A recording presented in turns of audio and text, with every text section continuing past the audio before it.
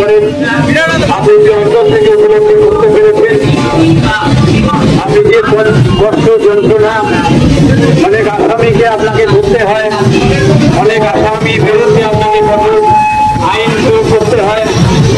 সেই যে যন্ত্রণা, সেই পারিবারিক যন্ত্রণা, অনেক পরিবারের, অনেক মায়েদের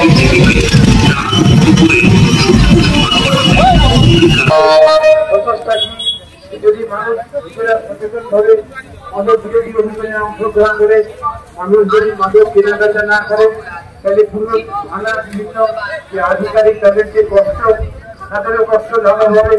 এই জন্য হিমস্থলী থানা বিভাগে এই আন্তর্জাতিক মাদক বিরোধী দিবস অভিযান সাথে সবাই অংশগ্রহণ করেছেন।